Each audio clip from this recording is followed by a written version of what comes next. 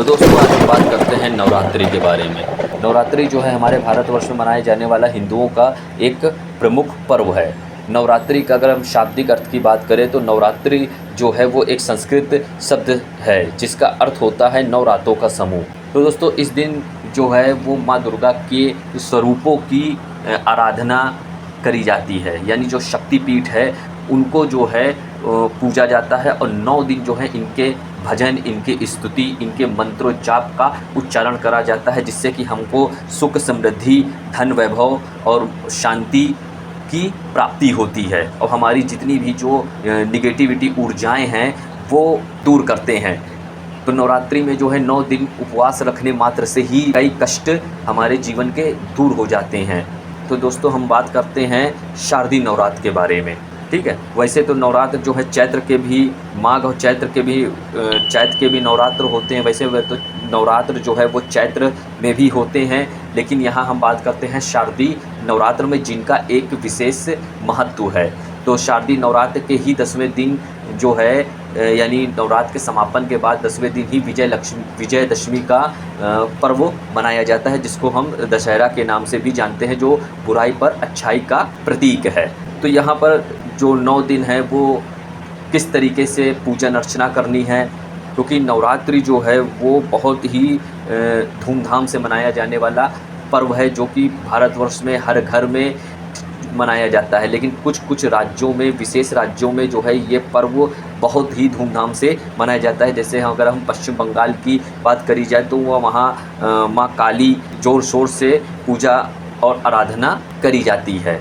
वहीं अगर हम गुजरात की बात करी जाए तो गुजरात में भी इसको डांडिया और गरबा, कई प्रकार के नृत्य आयोजन होते हैं। बंगाल में भी कई प्रकार के नृत्य आयोजन होते हैं और बड़ी धूमधाम से इसको मनाया जाता है। वैसे तो ये पूरे भारतवर्ष में प्रचलित एक प्रमुख हिंदुओं का पर्व है। तो हम बात करते हैं जो नवरात्र है, इसमें माँ शक्ति, जो शक्तिपीठ है यानी माँ दुर्गा जो है उनके 9 स्वरूपों की अलग अलग तरीके से पूजा आराधना होती है। तो अगर हम शारदीय नवरात्र की बात करें जो कि सितंबर और अक्टूबर के आसपास आते हैं, तो इस समय जो है एक मौसम का परिवर्तन भी होता है, क्योंकि शरद ऋतु जो है वो धीरे धीरे आती है और ग्रीष्म ऋतु यानी वर्षा ऋतु जो है वो धीरे धीरे उसका समापन होता है। तो इस मौसम में जो है वो जो शारीरिक गतिविधियां हैं उसमें कई सारे परिवर्तन होते हैं। तो 9 दिन जो है अगर आप ऋतुओं के अनुसार हम बात करें तो अगर 9 दिन अगर आप उपवास रखते हैं तो इसमें आपकी हेल्थ जो है वो काफ़ी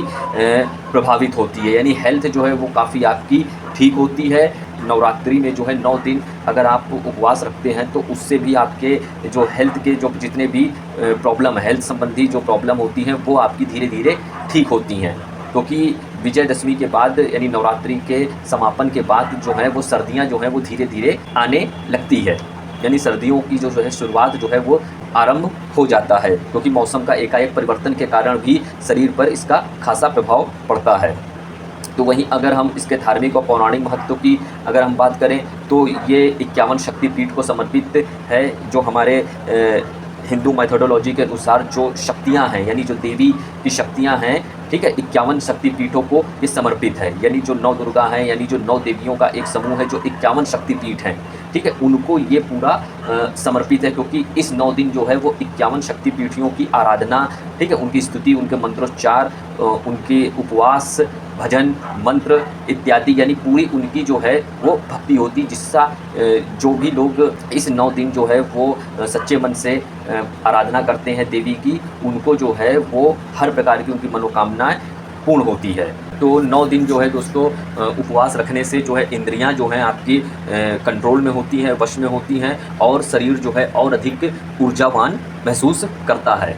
तो वहीं अगर हम बात कर ले तो नवरात्र के जो पहले दिन हैं वो माँ शैलपुत्री इनको समर्पित होता है। हम बात करते हैं माँ शैलपुत्री की, तो उनके लिए जो है अगर आप नवरात्र का आरंभ करते हैं तो इस मंत्रोच्चार का आप जाप कर सकते हैं। तो दोस्तों नवरात्रि का जो पहला दिन होता है यानी जो आरंभ होता है वो उसमें जो माँ दुर्गा का ही एक रूप है जो जिन्हें माँ शैलपुत्री के नाम से भी जाना जाता है। तो ये जो पहला दिन है ये माँ शैलपुत्री को समर्पित है। तो इस दिन जो है वो आप देखेंगे कई मंदिरों में या शक्तिपीठियों में जो है खूब भीड़ होती है, यानी माँ शैलपुत्री को अर्पण है, ठीक है। यानी जो पहला दिन जो होता है वो माँ शैलपुत्री को ही अर्पित होता है। तो वहीं अगर हम इसमें जपने वाले मंत्र की बात करें तो आप जब भी ये उपवास करें, ठीक है, व्रत रखें, तो व्रत में जो है आप पूजा करने बैठें तो उसमें इस मंत्र का उच्चारण ज़रूर करें, जिससे कि आपको मन की शांति, ठीक है, निगेटिव एनर्जी, आपके घर में अगर निगेटिव एनर्जी भी होगी, ठीक है, तो वो इस मंत्रोच्चार से माँ शैलपुत्री जो है वो दूर करेगी और आपके जितने भी दुख दर्द हैं वो इस मंत्र से जो है वो आपके घर से निकल जाएंगे। तो आइए हम जान लेते हैं मंत्र के बारे में। तो वो मंत्र है ओम देवी शैलपुत्राय नमः।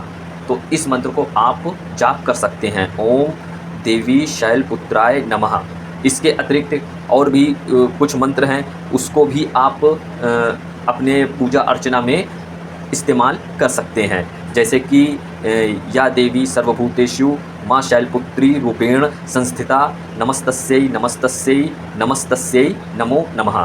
एक बार फिर देख लेते हैं, या देवी सर्वभूतेषु माँ शैलपुत्री रूपेण संस्थिता नमस्तस्यै नमस्तस्यै नमस्तस्यै नमो नमः।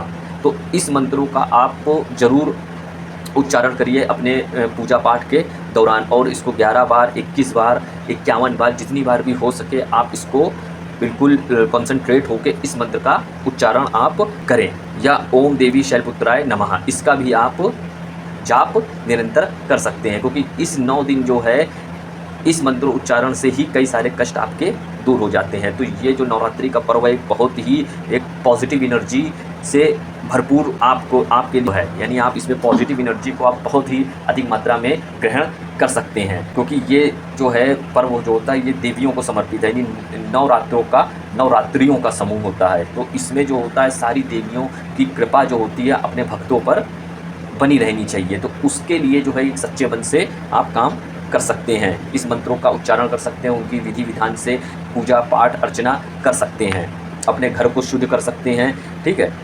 तो इस तरीके से जब आप सच्चे मन से इस 9 दिन जो है भक्ति में लीन होंगे तो आपको जो है भविष्य में अच्छे फलों की प्राप्ति होगी। और एक मंत्र और है, उसको भी आप रिपीट कर सकते हैं, जैसे कि ओम ए हीं क्लीं शैलपुत्राय नमः, ओम ऐं हीं क्लीं शैलपुत्राय नमः। तो इस मंत्र का भी आप उच्चारण कर सकते हैं, या एक बीज मंत्र है जिसका जाप शक्ति और समृद्धि के लिए किया जाता है, ठीक है। ये मतलब इस मंत्र से ओम ऐं हीं क्लीं शैलपुत्राय नमः, तो इससे जो है आप शक्ति और समृद्धि के लिए आप अनुग्रह कर सकते हैं। तो ये कुछ मंत्र थे जिससे को आप निरंतर जाप करके 9 दिन तो आप कंटिन्यूअस इसका जाप कर सकते हैं, जिससे कि आपको सुख समृद्धि, ठीक है, अच्छा स्वरूप, अच्छी हेल्थ, तो ये सब आपको इससे प्राप्त होगी ही होगी। तो आई होप ये छोटी सी जानकारी आपको अच्छी लगी होगी। तो चैनल को लाइक करिए, शेयर करिए, सब्सक्राइब करिए। धन्यवाद।